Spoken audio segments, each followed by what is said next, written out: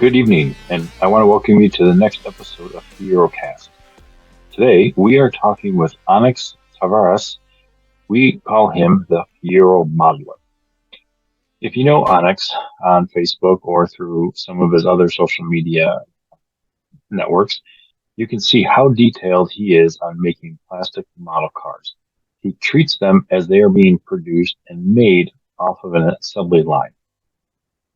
I am your host, Mike Royer, and you are listening to the newest episode of FieroCast, the only podcast dedicated to the Pontiac Fiero and the Fiero community. You can find past FieroCast episodes at FieroFocus.com or on our Facebook page.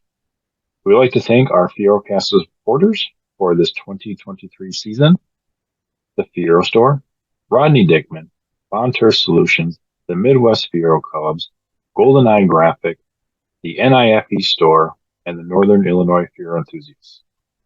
This episode today is brought to you by Bonter Solutions and the Fiero Store. Are you looking for that special personalized gift for someone? Bonter Solutions can help you find that one-of-a-kind gift. Anything from t-shirts, sweatshirts, drinkware, signs, decorative items, holiday items, and so much more. They can design pretty much anything you want on them, from pictures of your car, your favorite sports team, a pet, or any saying that you want. The list is endless. Minimums are just one of each of any item, and the best thing is, they do not charge a setup fee. You can catch Bonter Solutions at several Fiero and Pontiac events in the area: Fiorama, the Dells Run, the 40th anniversary show coming up in a couple years, and the 2021 Indian Uprising All Pontiac show. So, feel free to visit their website at bontergifts.web.com or give them a call at 847-453-3290. You can also email them at bonnie@bontersolutions.com. We also have promotional item products that they offer as well. That website is bontersolutions.com. We know how hard it is to find Fiero parts. We also know that as years go by, finding parts isn't going to get any easier. The big box stores will never make new Fiero parts because our community is just too small. This is why we need to support the companies that support us. For nearly 30 years, the Fiero Store has sponsored our club events, provided free technical support, and produced well over 150 exclusive parts that no big box store would even consider. So, next time you need Fiero parts, head over to thefierostore.com and browse through thousands of products that are specifically designed for your Fiero. That's fierostore.com, the world's largest source of Fiero parts. All right, welcome back to FieroCast, and I am talking with Onyx today. He is what we call a modeler, and he's probably one of the best modelers that I have seen in a very, very, very long time. I first met Onyx at the 35th anniversary show when he entered the model car contest, and the details that he had on these models is just amazing. And I would say that these are one of the best in the world. And I'm going to say that they're the best in the world. And his models are treated as they are being built on the assembly line, coming off in just that pristine of care. Each model is handled with the utmost care. So let's sit back and let's drive right into the mind of Onyx, the Fiero modeler. So Onyx, welcome to FieroCast.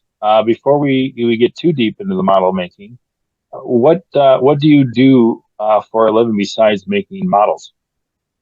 Well, I'm actually a master tech with Mercedes-Benz. I work at one of the premier dealerships here on the East Coast. And I'm a foreman for the shop, and basically I work on cars all day, the full-size ones, and then I come home and work on the little ones.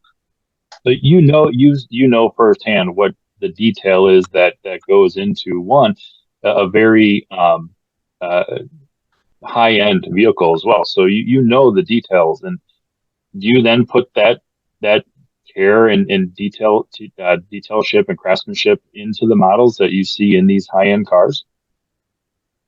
Well, it kind of goes back and forth.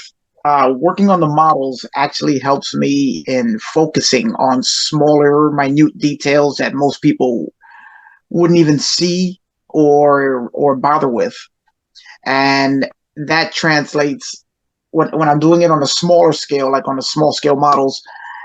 It translates into what I do on the larger cars, where I look at the cars, how they go together, how they come apart, and I can sort of pretty much figure my way in and out of just about anything that I've run into so far. And a lot of that comes from when you're building the scale models, you have to focus and train your brain to look at all of the spaces that the parts take up and the spaces in between, in order to figure out how everything goes together, in order to figure out how to make everything fit smoothly. And I found that doing a lot of this actually helps me at work, where my brain just goes right into that mode of figuring out how these things go together and come apart. So they kind of help each other. That's a unique way to look at it too. What got you involved in the model making aspect of things? Well, I initially, this was way back, had to be well over 30 years ago, when I used to do it on a regular basis. And I was a big sci-fi modeler. You know, I'm a huge Star Trek fan, so I would build anything that was related to Star Trek. And that led me into cars. Well, actually, no. First, I started off with some armor. I did a couple of tanks. And then that led me into the sci-fi stuff. And then I kind of stuck with that for a while. Then I drifted in and out of cars. But that was well over 30 years ago. And then I just kind of stopped with the model building as life got in the way. And now when COVID hit, that's when I jumped back in. And I've been going nonstop ever since for about the last 3 years. But in between, probably about 20 or 30 years since I was seriously building models. It was just something fun to do as a kid. Do you remember what your first model was? Yeah, I remember what one of the first ones were. And as a matter of fact, they just reissued that same model. And as soon as I found out that it was reissued, I went on a hunt for it because I just had to have it, since it's the earliest one that I remember building. And it's a Sherman tank from World War II. It was released by Monogram. And the main reason that I remember this is because I bought a decal that went on the upper turret that said the love bug. And for some reason that just was funny to me and always just stuck in my head. So when I saw the that they reissued it, and I saw the box and I saw that it said love bug on the turret, it just, boom, just clicked in my brain and said, this has got to be, I think this may have been the first one that I've ever built. So I just kept hunting for it until I found it, and I picked one up, and at some point I'm going to build it again. Nice. What was what would you say is the largest model you've built, and what is the smallest model you built? Well, the smallest, I can start with that because I just finished what is probably one of the smallest that I've ever built. It's a 1/43rd scale 1928 Mercedes-Benz SSK Roadster. Wow. There was just done, I just put a video series on it on my channel, and it was for a small scale group build where it was all 1/32nd scale and smaller, I think is what the requirements were. So I just picked the smallest scale that I could find, apparently. And I made it all chrome, did a whole bunch of detailing in it that drove me a little crazy at that smaller scale. But I want to say that 1/43rd is probably the smallest, because I built a few Fieros also in 1/43rd scale. From these kits that were made in France that are next to impossible to find now. But they were pretty nice kits of the Dole Pineapple Fiero and one of a 1985 Fiero GT. And they're resin kits, not the styrene plastic that most people are familiar with. And as tiny as they are, they were filled with pretty nicely detailed.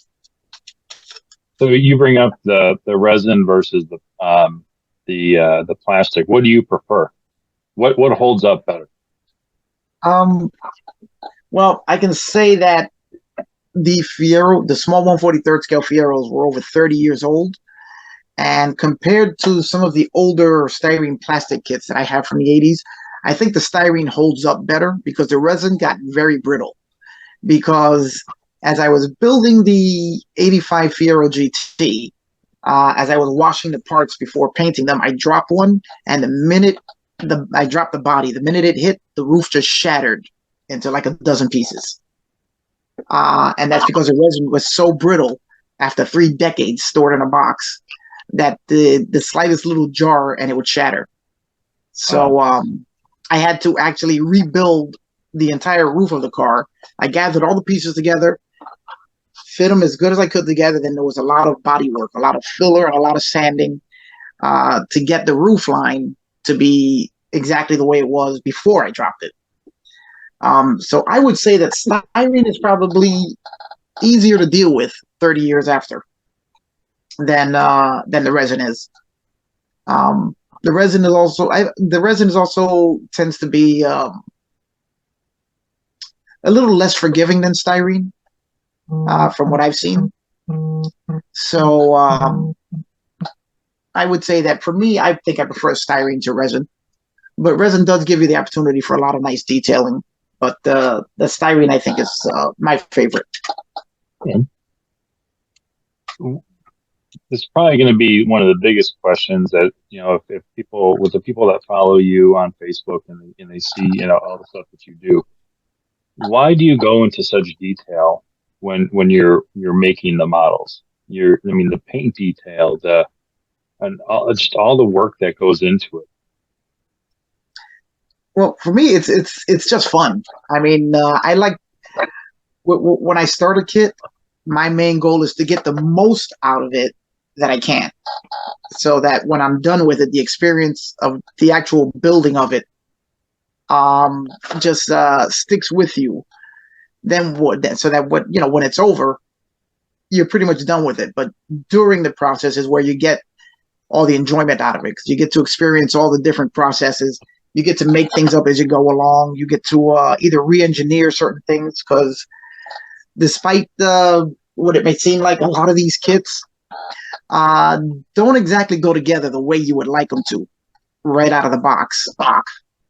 So especially the older kits, they reissued a bunch of the older kits from the 60s, 70s, and the 80s, and the molding processes back then weren't as precise as they are now.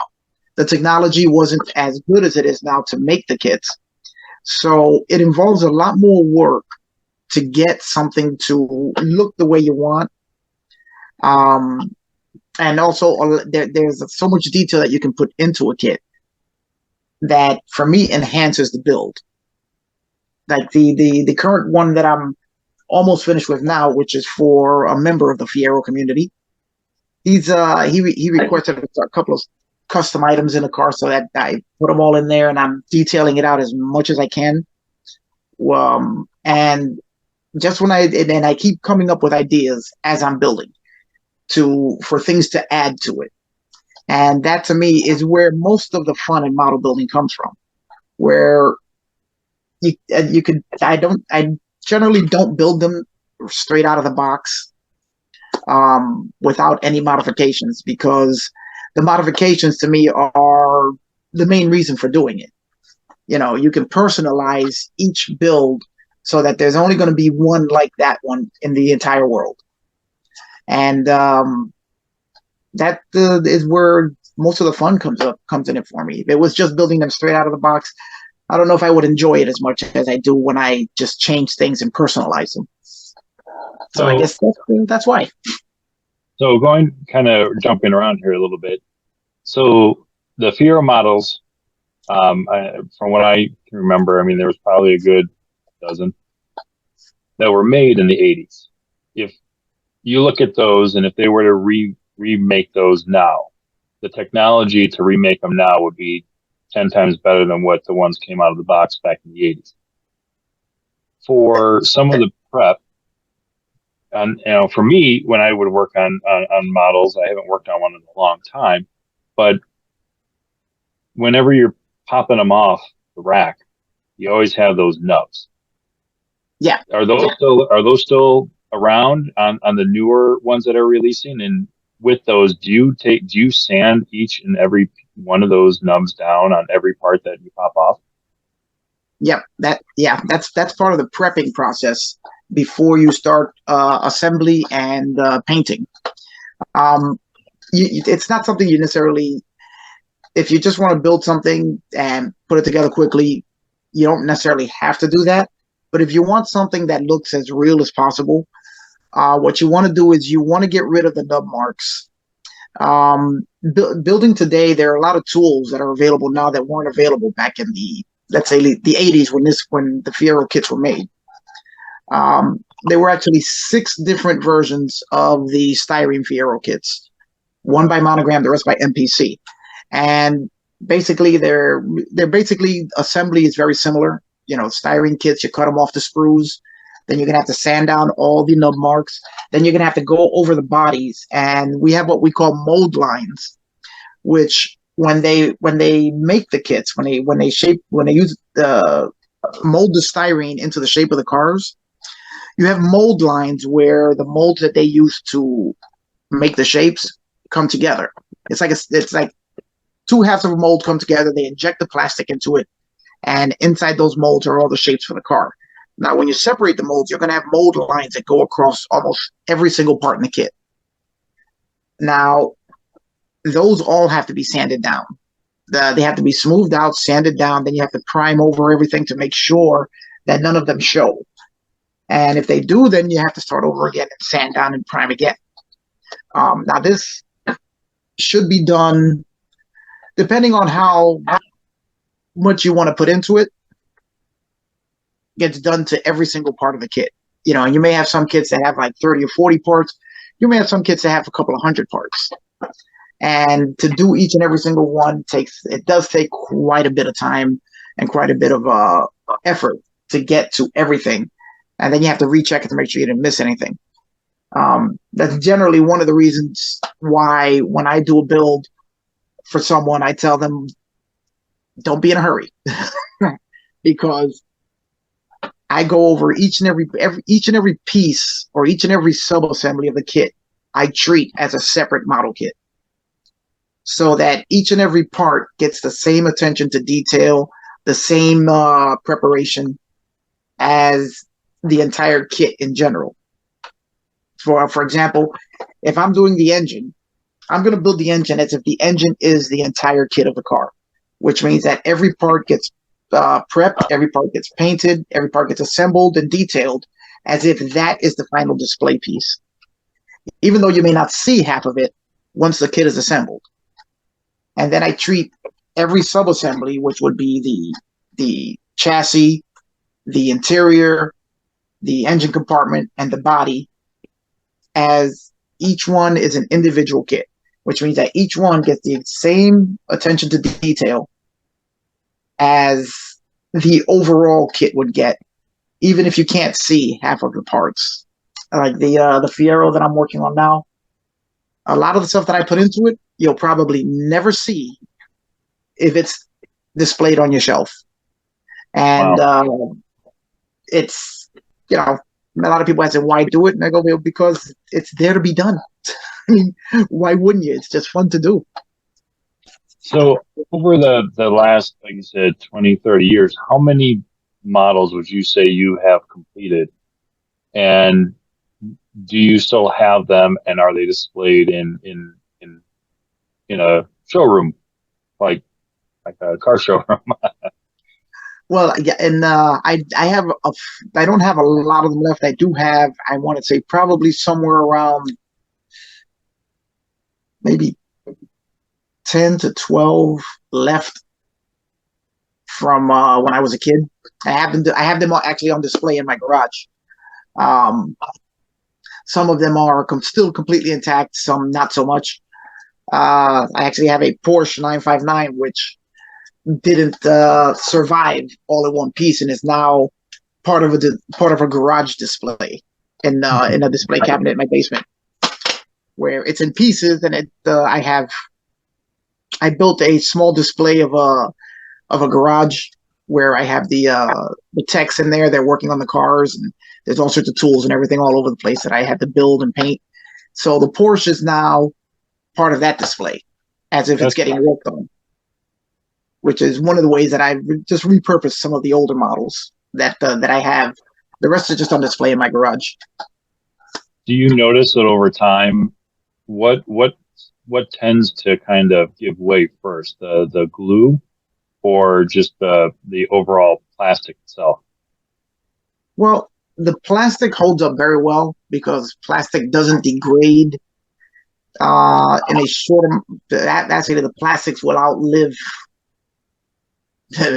you, because the plastics it's a very non-biodegradable material. So the plastics don't degrade at all. The glues will probably give out, dry out, and maybe crack if you mess with them too much. Give it 15, 20 years, and you may see that the glue may start to lose its ability to hold, and it may get brittle enough that you can just snap a piece right off the car. You can always repair them, as there's a subsection of the model building community where guys just restore older kits, which is actually pretty cool when you look at it. Where they bring them all back to life. They take them apart as much as they can, repaint them, redo everything, and then put them back together. And they've saved a lot of old vintage kits that are no longer available. So overall, I've seen the ones that I built over 30 years ago are still solid. I mean, they're still holding together very well. So I haven't had any issues with them as far as the passage of time goes yet. But the plastic will generally just survive longer than I care to think about. Now, I have heard just over the many years that one way to kind of get rid of the drying out of the glue is some will actually kind of heat the ends up and form the plastic with the plastic. Yeah, have you heard of that, or is that a kind of a technique too as well? Oh, well, that's actually interesting, because the glues that have been used over the years have changed a lot. There's all sorts of adhesives now that do all sorts of different things. Like the cars that I built over 30 years ago, my choice for glue was either you either had your Elmer's glue or you had your plastic model cement, which basically was an adhesive that just bonded two pieces together. But the technology of scale model cements and glues has changed so much that now you actually have adhesives that will melt the plastic as you apply it, and you hold the parts together. It'll actually melt the plastic and fuse them together, so that instead of having the glue itself holding the plastic together, you'll actually have the two parts are melted to each other and fused to each other. So they basically become one part. So there won't be anything to really separate. This is something that has been pioneered, I think. My favorite brand is the Tamiya quick setting cement. There are many other different brands available, but the Tamiya is my personal favorite. As soon as you bond it together, you'll start to see the seam where you apply the glue and the two parts are together. That seam, you'll see it start to bubble up a little bit. And that's basically the melted plastic fusing to two parts together. And then you'll apply you'll sand it, and you'll do all your prep work on it. And if you do it right, that seam is gone. There's no longer two separate parts of plastic. There's just one. Yeah, that's one of the advances in some of the technology and model building that has come along in the last couple of decades. And I did that on I built a model of Speed Racers Mach 5, where the kit was a kit made in the 60s, if I remember right. And the front end of the car came in the upper and lower halves. Now, you could glue them together, but then you had an ugly seam going across the front end of the car, which it didn't have or was never shown on the Speed Racer animated series. So that Tamiya glue was the perfect solution for that. As I put the two parts together, I applied it. It melted the two halves of the nose of the car together. And then after all the seam work and all the prep work, before I painted it, after it was done, there is no longer a seam on the front of that car. It's all just one solid piece of plastic, which means it'll never come apart again, because the two halves were melted together and have become one part now. And that is a good way in which the advancements in technology of this little hobby will have your kits go together so that they'll stay together indefinitely. That's cool. How many models do you have in reserve? I mean, that's like unbuilt.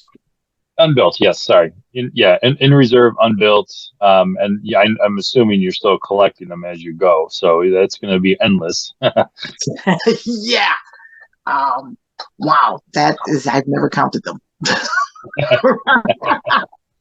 We can leave it at that right there. Yeah, because I have a bunch of them from the 80s that when I was really into it, and then I stopped, that I never built. A bunch of them from because I used to. I'm a big fan of Japanese anime, so I would buy the mecha kits, all the giant robot kits, the spaceships, and I never built them. So I have a ton of those from the 80s that I probably can't build now because now they're too valuable to build. Right. And over the last couple of years, I've added to the stash. I really couldn't tell you how many I have now. Someday I should. What's that? I said, we'll just leave it at that. We'll just say that you have many in reserve. Yes, at some point I will count them. All right. Well, let's shift gears here a little bit, and we know your love for models, and you also have another love. You have the love for Fieros. Where did that stem from? Oh, well, that's a kind of a weird story. I was always a Pontiac guy. I love my Pontiacs from all the way from. I'm a big fan of the GTOs, the Firebirds. So my first entrance into the Pontiac world was a 1983 Trans Am, which I picked up and loved it. I was in the middle of restoring that car, and then it was stolen. So that's when I lived in New York. It was found in Brooklyn. They had pretty much stripped the car, smashed whatever they couldn't take out of it. So the car was pretty much totaled. So I wanted another Trans Am, and I was a diehard Firebird guy. That's it. Nothing else but a Firebird for me. So I went to the Pontiac dealer in 1988, and I was looking at it. They had a brand new Trans Am GTA sitting in the showroom. I still remember the car. A buddy of mine actually has that exact same car today that he's got fully restored. And I'm in there, and then I see a brochure with this little red car on the flyer, and I'm looking at it. Then the salesman comes up and says, "Okay, so let me show you the Firebird." So I point to the brochure and I say, "What is that?" And I had never seen a Fiero to this point, or I had never paid attention to them because I was always into the Firebirds. So I never really paid them any mind. So I asked him, "What is that?" And he says, "That's the brand new Fiero GT." So I'm like, "Well, let's not forget about the Firebirds. Show me that." And then he explained to me the car had just been discontinued. They're pretty much sold out everywhere. They only had one in the lot. So he still wanted me to turn me toward the Firebird. But I was like, no, I want to see this. He said, well, we got one left. It's all the way in the back of the lot. It's an automatic. And I'm like, all right, well, let me see it anyway. So I go to look at it, and I fell in love with the car. It was the brand new 1988 fastback. It was, I mean, to me, was the prettiest car I'd ever seen. So the minute I saw the car, I told the guy, that's my car. That's the one I want. So I bought it. Loved it. It had, I still remember it had 200 miles on the clock when I got it. And it was, the car was just perfect for me. So I enjoyed it. Had it for till about 90, from 88 till about 95 when that one was stolen. Jeez. Yeah. So that one disappeared. And then we found out later on that there was a ring of car thieves that were operating in the New York area, and at that same time, and they were working right through. They had someone in the New York DMV that was working with them. So they would steal the cars. Their contact in the DMV would come up with new paperwork for the cars, new titles, new everything, and then they'd ship them overseas. So I knew I'd never see that car again. So right after that happened, I said, well, I've got to get another Fiero. I have to have another one because I love the car. So I went out and found very close by to me, there was an 84 4-speed that was being sold.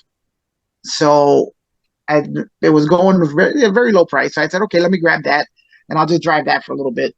So I drove that, and I liked it. It was a fun little car, especially with the 4-speed. It was a fun car to drive, but I preferred the power of the 6-cylinder.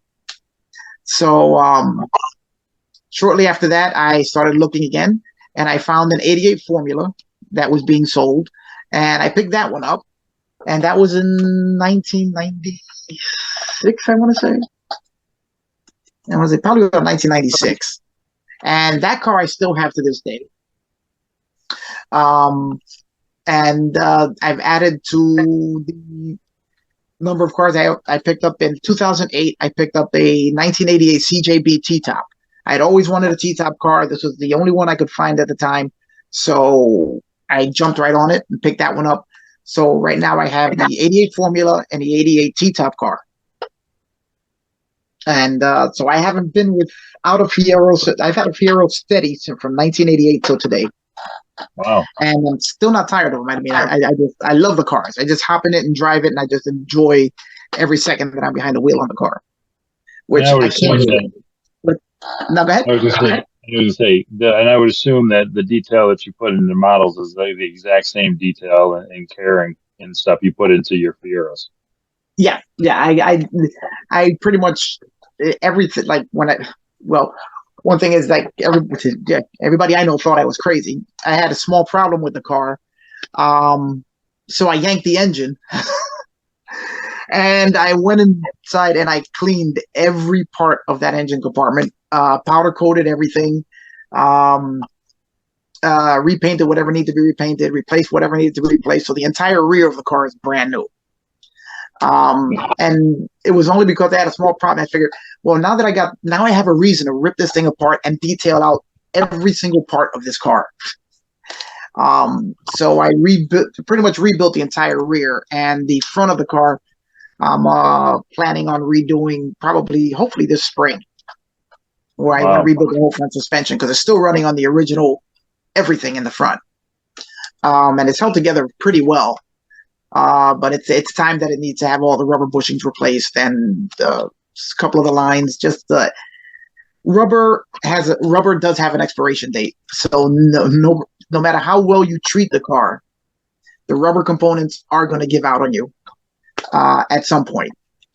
So right now I need to tighten up the whole front end with new bushings. And I figure while I'm there, instead of just pulling the control arms, why don't I just pull the entire subframe out? I've already got one that I sent out to be powder coated, so it looks like it just came off the assembly line. I've got the control arms. I'm going to get those powder coated, everything refreshed, so that when I put it all back together, it all looks like it's brand new. And it's kind of just an extension of the model building. You know, when I take the models and I put them all together, they've got to be painted, clean. Everything's just got to look just right. So that's pretty much where I'm going with the Fieros because the Formula, which is the car that I affectionately call the Rat, is that little car that I bought in, I think it was a '96. I've driven that car into the ground. I've put so many miles. It's got almost 200,000 miles on it now, still on the original drivetrain. And I've done anything I possibly could to that car. That was a fun car. I've had that car I had a lot of fun in that one. So right now it's pretty much in pieces. I started building a 3800 supercharged V6 for it, which I have the block halfway completed in my garage. And I was planning on replacing the engine with that, redoing the entire interior with all custom interior work, redoing the body. I just want to strip that whole car down to the shell and redo it. So my plans were to build the engine, and then COVID hit, and then so I put those plans to the side, which I hopefully will get back to in the next year or so. But that car is going to be completely stripped down. That's going to be another long series that I'm going to be filming for the YouTube channel, where I'm going to strip that entire Fiero down to the frame, and document everything on the build, and then rebuild it from the ground up with all sorts of custom body work and maybe not body work, because I kind of love the way the Fiero looks, so I'm not going to change that. But there will be all sorts of custom electronics in it, the supercharged 3800, interior work, all sorts of really fun stuff with today's technology in it. So it's just something that was always a dream project for me. So the Rat will be the one that will undergo that modification, because the CJB car, the T-top car, was a restoration. So apart from the radio, that car was built up to 100% 1988 specifications. Wow. And not further than that, because I wanted that car to be the way it rolled off the assembly line. So every part that I put in that car was either an NOS part that I paid through the nose for on eBay, or as close as I could get to an NOS part. Wow. So that car will only go to there, and then there's nothing else I can do to that car. Now the other one is going to be the fun project, because I'm just going to go nuts on that one and just do whatever just pops into my head. All right. So as we're heading now into the 40th anniversary of the Pontiac Fiero, what would you say is your fondest memories that you have with your Fieros? And are you looking forward to the 40th anniversary? And are you attending the 40th anniversary? Well, first, yeah, I'm definitely looking forward to it. I'm actually building a model for the winner of the Midwest Fiero Club's auction, where I volunteered one of my builds to help raise money for the 40th anniversary. And I'm building a very special model for the winner that he wanted in memory of his father, who built his first Fiero for him. And this is the one he asked for all sorts of special custom items in the car to honor his father, who passed away. So I'm hoping to present it to him there. I found out he is going to be there, so I definitely want to go just so I can present the model to him there, and just take part in the whole 40th anniversary of the Fiero. I was there for the 20th, the 25th, the 30th, so not going to stop now. What brings you to those shows? I always like to ask people what draws them to the anniversary shows. Well, for me, it's just meeting more. I'm in New Jersey. I'm in the Northeast. There's not a lot of Fiero owners out here. Whenever I go to a car show, everybody's like, "Wow, haven't seen one of those in years." And I'm like, "Yeah, I get that a lot." So the one opportunity I get to meet up with a bunch of Fiero owners from all over the country is at these big shows. So I just want to go just so I can meet other Fiero owners, hear more stories about their cars. and just take part in the culture of what the Fiero has brought about, because it is one of the best of the cult. We call it a cult car because it's basically what it is. It's got a huge cult following, and the people I found are some of the best people in the world. I mean, everybody's having a good time. Everybody's just there to support each other, and it's just a great atmosphere. And I found that at every show that I've gone to, and that's the primary reason I go. It's just to meet other Fiero owners and just talk and get to meet other people who are as nutty about these cars as I am. That's yeah. It's those shows are always, they're deep. They bring a lot more people closer together, and they get and you get to meet people that you don't necessarily ever really get to meet face to face, except for every 5 years. And you may know them on Facebook, you may know them on Penix under certain names, and then you finally get to put a face to a name, and then you get to know that person a little bit better and stuff like that. Just this past summer, that I went to a car show, and there happened to be one other Fiero there. So I went to look at the car, of course, because it's the first car that I was drawn to there.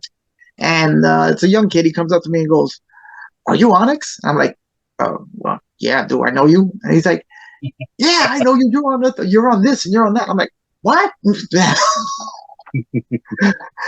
I'm like, "Oh, okay." So it's a small community, and once you get to know people in it, you find that you'll know a lot more people than you thought you did. Exactly. So let's shift then now back to the model making. When you build, the Fiero models or any model in general, do you remember how you felt when you started building for the first time? Is that spark there for every model that you build? Now that's an interesting question. Because I just enjoy creating something.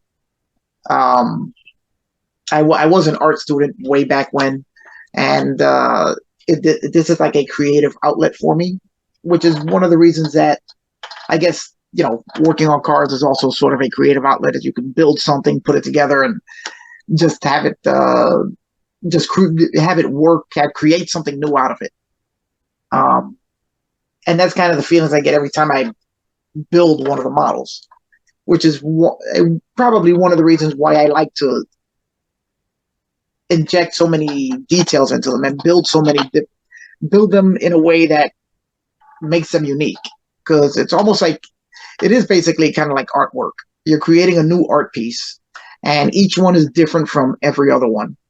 And that's kind of what it boils down to me. Just get to create something new. And that's what I've enjoyed about model building, and what I still like about it now. I mean, I can build the same car, or the model of the same car. Like right after I'm done with this 85 GT I'm working on, I've got to build two 88. He's got an 87 and an 88. I've got to build two more Fieros for another customer. And he's got a blue one and a red one.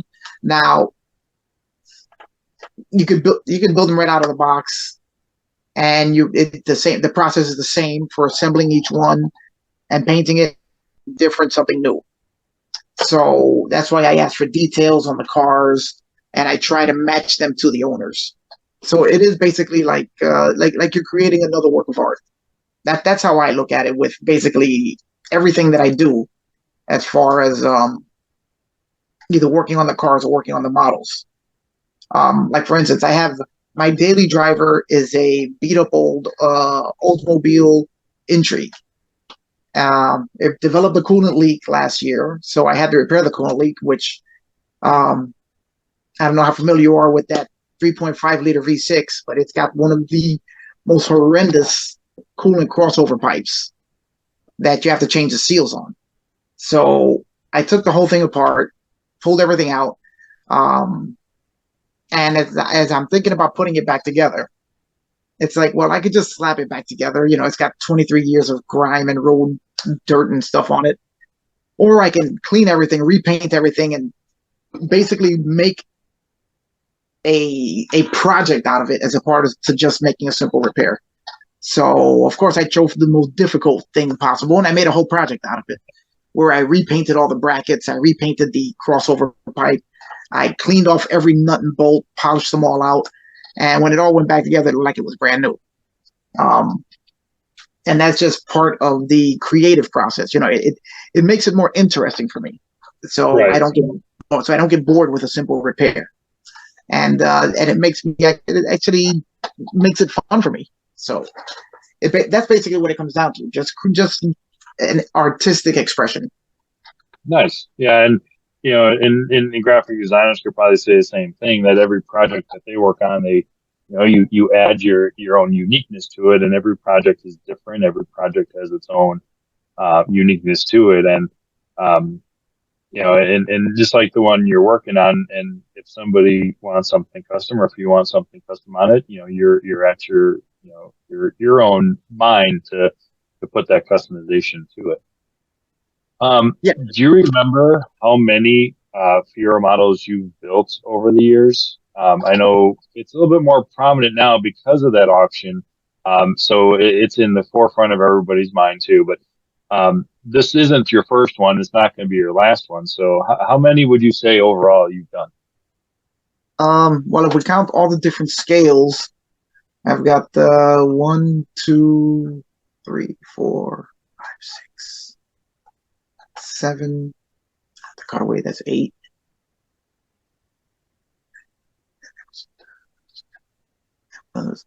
I want to say somewhere in the neighborhood of probably about 10 of them.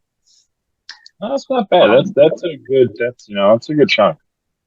Have they all been the same? Have they all been unique? They've all been pretty different. Well, this one is the one that's being built for the Ford that to give at the 40th, and I've got the 2 GTs. Well, those aren't built yet, but the one I built as a Targa top in Boyd Coddington Chazoom green, no Chazoom teal. That was the name of that color, and it's a T-top car. I mean, not a T-top, a Targa top car, full Targa, not a T-top. One was a yellow coupe that I built for an old girlfriend years ago.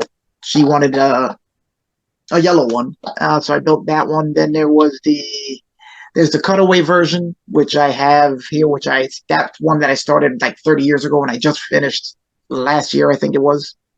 No, year before last.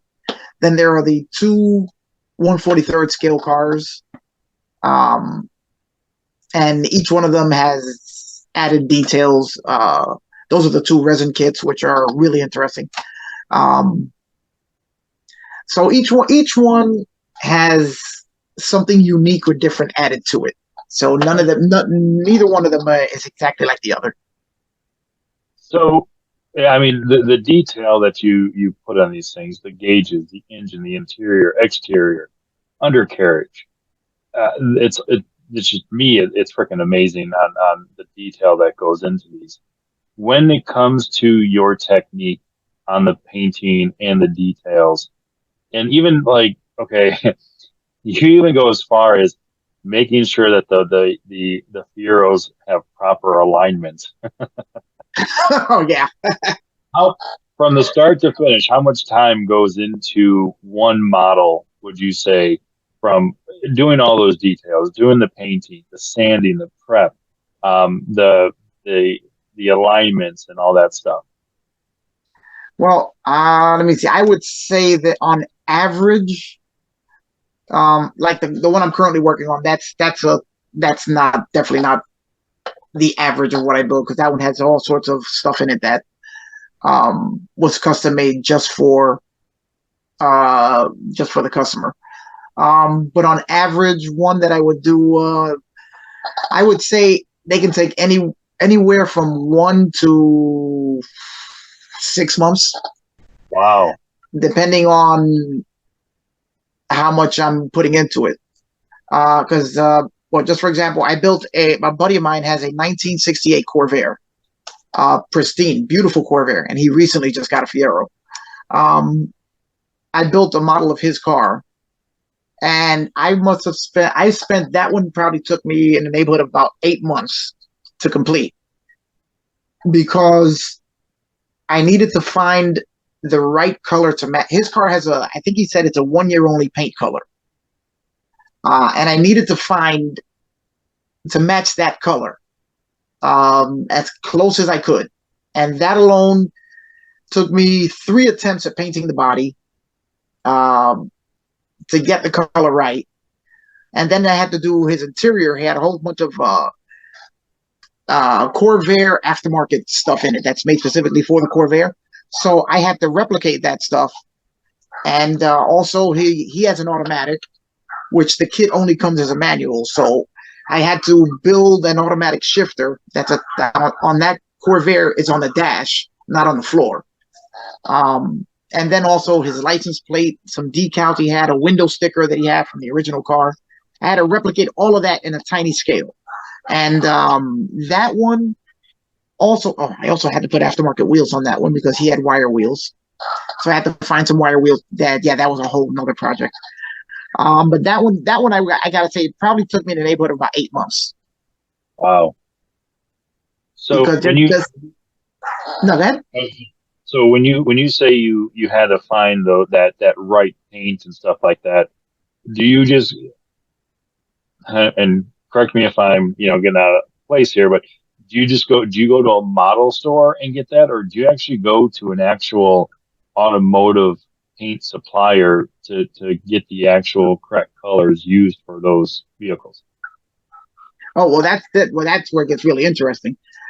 There are the hobby shops carry a wide variety of paints, and then there is another whole industry of automotive paints just for scale models.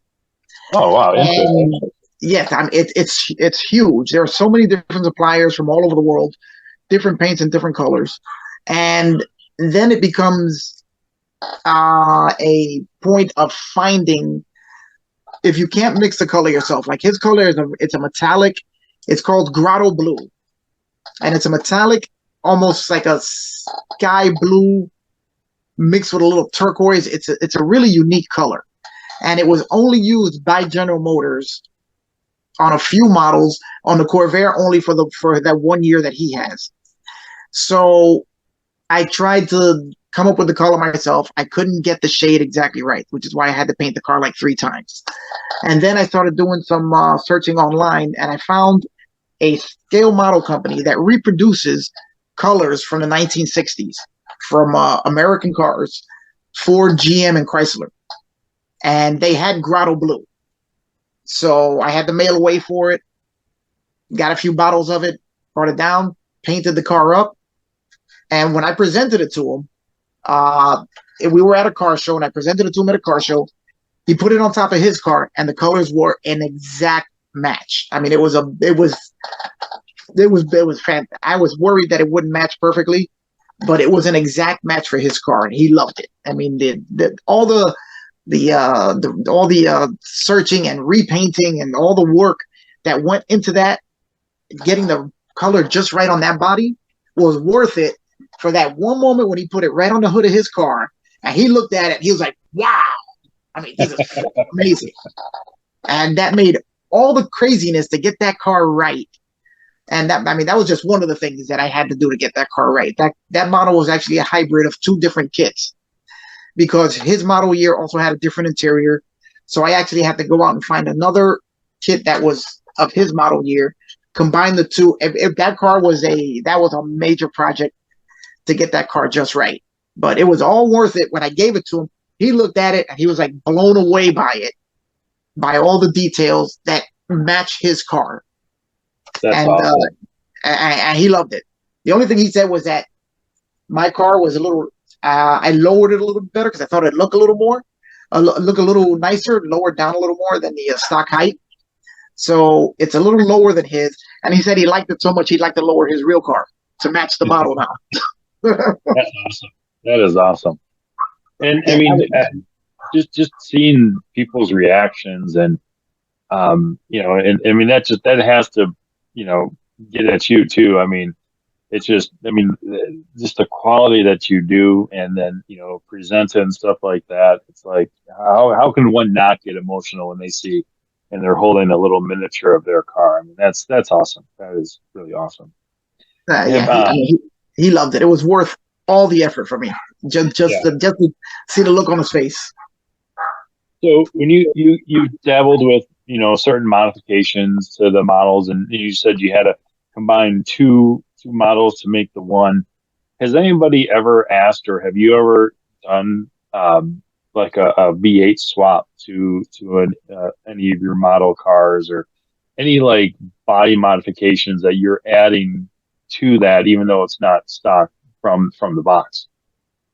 As far as putting V8s in them, no, I haven't done that yet.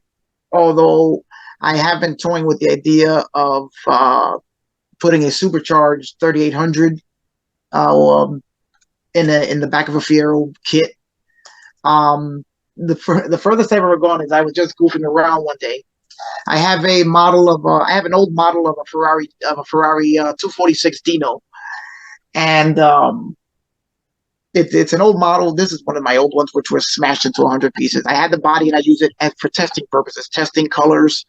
I have a couple of extra bodies from old kits, and I just use them as test beds when I'm trying to find a specific color or a specific look. So I have this Ferrari Dino body, and then I had the chassis from an old Fiero model. Oh wait, that's another one. I forgot to count that one when I said about 10. It's probably like 11. And so I had the chassis of the Ferrari. I mean, I had the body of the Ferrari, I had the chassis of the Fiero. So I'm like, wait a minute, why don't I build a kit car out of a car kit? And so I put the Ferrari Dino body on the Fiero chassis, and it fit. The wheelbase of the Fiero and the chassis fit perfectly inside of the Ferrari Dino body. And so that is that's a little pet project that's on the back burner right now. It's pretty interesting. I didn't think it would work. Yeah. Because the first, there are two different scales. The Ferrari is 1/24th and the Fiero is 1/25th. But when I mated them together, it fit perfectly. The wheelbase was perfect for the Dino.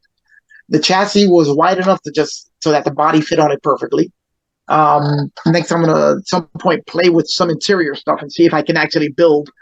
There was a Fiero kit car called the Roma back in the 80s that turned a Fiero into a Ferrari Dino. So I was playing with the idea of building a kit and turning it into a Roma out of the Ferrari and the Fiero kit. But that's one of the crazy mod kits that I have in the background somewhere. Because for me, my favorite way to build a car is the way they sit in the showroom. Like, I love showroom stock because you build the car exactly the way it was built from the factory in a small scale. And for me, I don't know. I don't know why my interest is there. Probably because I work, around cars like that all day long. But that's where my interest is, where no matter what I build, I want to build it the way you would buy it. And like I said, I don't know why my interest is there. That's just something that, for some reason, always where my attention goes. No matter what I build, I built an Opel GT from 1970, I think it was. And that kid brought the Opel GT. You could build it factory stock, or you could build it completely modified with big wheels, a V6 engine. And it's nice, the modification stuff, but just the factory stock Opel GT I thought was such a pretty car. Mm-hmm. That's the direction I went in. The same with the Fieros. I think they're just such pretty cars, bone stock the way they are, that I just don't see the need to make the modifications. I mean, I probably will at some point build one, because the Fiero did come with, the older kits did come with wide body fenders. to make it like an IMSA GTU body and whatnot. So at some point, I probably will build one that way, just because I never have. But for me, that's not really where my interest lies. I mean, if a customer asks me to build one for them like that, fine, that's what you want. I'm more than happy to do it. But for me personally, for my personal collection, it's just not where my interest is, which is one of the reasons that I'm really. What's that? I said that's fair. That's a honest answer. Yeah. Everybody likes big wheels, flared fenders, and all that, but I don't know why. For me, that's just never the most I would do. Maybe a change of a ride height, because the one that I'm building now, the ride height is a little lower because I use wheels from a different kit on this car because they just work perfectly for what the customer has, and it sits a little bit lower and it just looks right. But apart from ride heights, I don't know. Just doesn't, for me, big wheels and giant wheels and flared out fenders are just not anything that I've really been that drawn to. Yeah. So as we wrap up here, I got a couple of final questions for you. What would you say is the model that you have on your list that is your crown jewel, that either you have that you haven't touched yet, or that you're on the hunt for? Oh, okay. That's an interesting question. The model that is my crown jewel that I have not built yet, because mostly I'm afraid of screwing it up. and with all of the aftermarket detail access parts that are available for it, and all the stuff you can do with lighting and effects on this model, is the refit version of the USS Enterprise from the Star Trek II, The Wrath of Khan. That in one, what is that? What scale is that? It's a big one. I have it. 1/350th scale. And wow. It builds into a huge model, and there are lighting kits available, there are interior kits, there's all sorts of photo etch stuff that you can. There's like an industry just around this one kit. It is the best kit of the Enterprise that has ever been produced. I have it, and I'm scared to death of it. Because that is one of my holy grail kits that I really want to build when I have nothing else on my plate and I can just concentrate 100% on. And I just haven't been able to touch it yet. I also have the original Enterprise from the TV series. That one's easier, because that's just basically almost like a battleship gray. This one has all sorts of. It's just an amazing kit, and that one is one that I'm holding off probably when I retire. You're going to document it too on video. Oh no, that will be that is an amazing kit. Now, as far as a holy grail kit that I really want, there is what scale is that? It's a Ford GT40. It's a I want to say it's a 1/12 scale, which is huge. Yeah.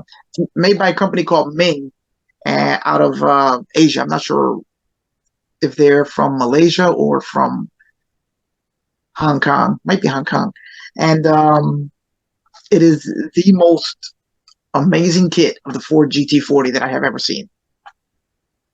And it's a kit that I want. I haven't picked it up yet because it's insanely expensive. But that would be something to build car wise. That scale too. I mean, that's a pretty big scale. Yeah. I mean, I have a couple of 1/16 scale cars. I have a couple of Firebirds, and I think a Ferrari Testarossa, 1/16 scale. But that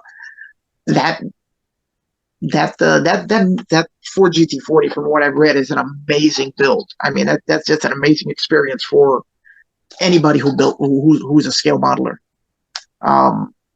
And that's another one that is a little intimidating because you want to get that right. You don't want to screw something like that up. Exactly. So, And uh, I've never seen one. I don't know if you have, but with the Fieros that the kits that you have, 90%, 100% of them are the GT style with either a notchback or a fastback, but they all have that GT front end. oh no, that's not the. They did make a coupe. They made the coupe. I have yet to see one. Oh, it's you'd have to go all the way back to the beginning of the Fiero kits from 1984, 83 and 84. Which this is really interesting about this particular model. MPC made it because I have one of every single. I have one unopened box of each and every single Fiero scale model that they ever produced. There's only 6 of them. 5 of them were by MPC, 1 were by Monogram. The MPC ones, they came out with a bumper pad coupe for the 1984 model year in 1983. So it's right there. It's exactly the way the car rolled off the factory floor. 1984 4-cylinder bumper pads, exactly what you'd have seen in the showroom. The weird thing about that kit is that nowhere in 1983 or 1984 is it ever mentioned that that car is going to have a 6-cylinder engine in it. The model kit has a 6-cylinder engine in it. Wow, very interesting. Yeah. Now I don't know how they know, or because it's not the correct engine. It is a 2.8, but it's a carbureted 2.8. Because at that point, in 1984, they were still running carburetors on half their cars. But it does have a 2.8 6-cylinder in it for a kit that came out in 1983, which is one of the unanswered mysteries of the model building world, as far as I'm concerned, is how they know, where they get the information.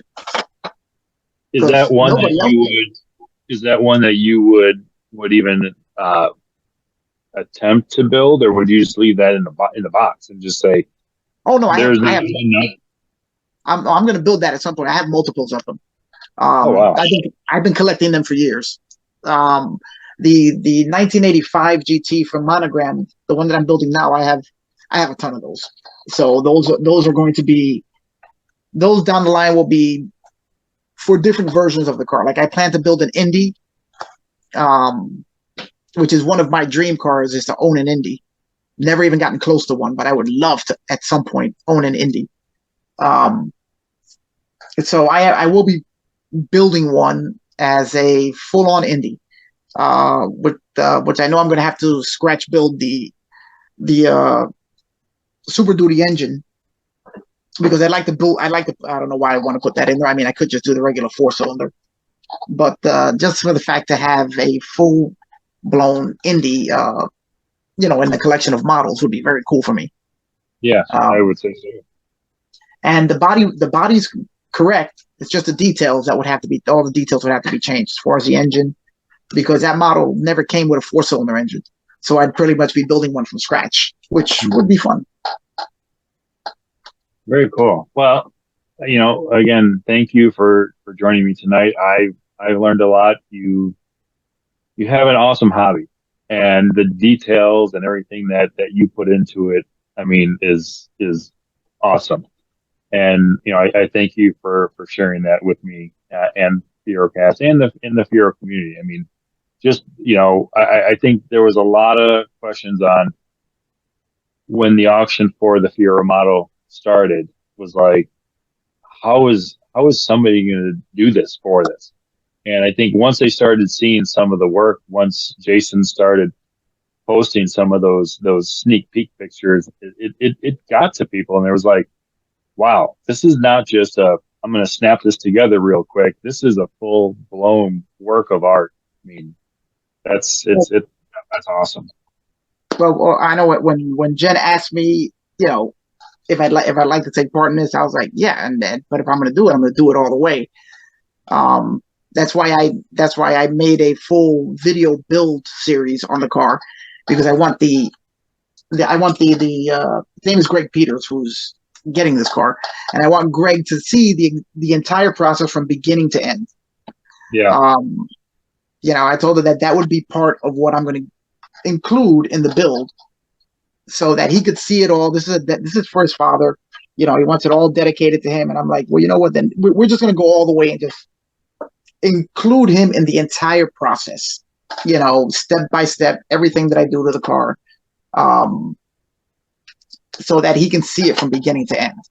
And that's, I mean, it's like watching, taking your car to a restoration shop and seeing, the pictures on a daily basis coming back of, this is what we did today. This is what we did today. And just, it just builds that anticipation of actually seeing it in person that much greater. And again, that reaction, just like the guy with the Corvair, the reaction when he saw it after that, it's like that's what the end goal is too. I mean, just that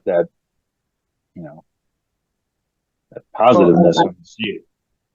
Well, I would say that this is the second Fiero on the channel. Yeah, I built another 85 GT. I built it stock for myself on the channel. So there's a whole build series on that one too. But I got to say that this one for me has been much more enjoyable because of all of the extra stuff that I'm adding to it just for Greg. All the stuff that I'm putting into this thing that I didn't put into the first one. The first one has a lot of detail in it. I mean, there's all sorts of stuff I put in it. But this one, I've gone, quite a few steps further than I did for my own car. And making the video series, to me, has been a huge part of how much of the enjoyment that I'm getting out of it.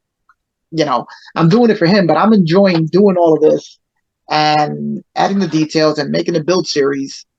Probably just as much as anybody else. Yeah, absolutely. So, all right. Well, again, thank you very much for joining me tonight, and it's always a pleasure. I'm learning new things on what our members in the Fiero community do. So, again, thank you, and then we look forward to seeing that final reaction and process at the 40th. So. Well, yep, that's what the big reveal is going to be. So the video series is going to end probably with the next episode or so, but there won't be a reveal of the car up until the 40th. That's when we'll show it to everybody. So I want to save the surprise. I want Greg to have the surprise of being the first one to see it. That's awesome. That is awesome. So, all right. Well, thank you. And again, we look forward to seeing you in a couple of months up in Pontiac. I look forward to being there, and thanks for inviting me onto the show. This has been great. Yeah, thank you. All right. Thank you, Onyx, for joining me tonight again. It was a pleasure talking to you at All Things Models. If you'd like to see some of the work Onyx has done, send him a friend request on Facebook, and you will see all these magnificent pieces of art and just, again, very, very, very great detail on these models. This podcast was produced by Goldeneye Graphic and is a production of the Northern Illinois Fiero Enthusiasts. Thank you again for joining me tonight. I am your host, Mike Royer, and thank you for listening to the newest episode of FieroCast. This is episode 37, and it is the only podcast dedicated to the Pontiac Fiero and the Fiero community.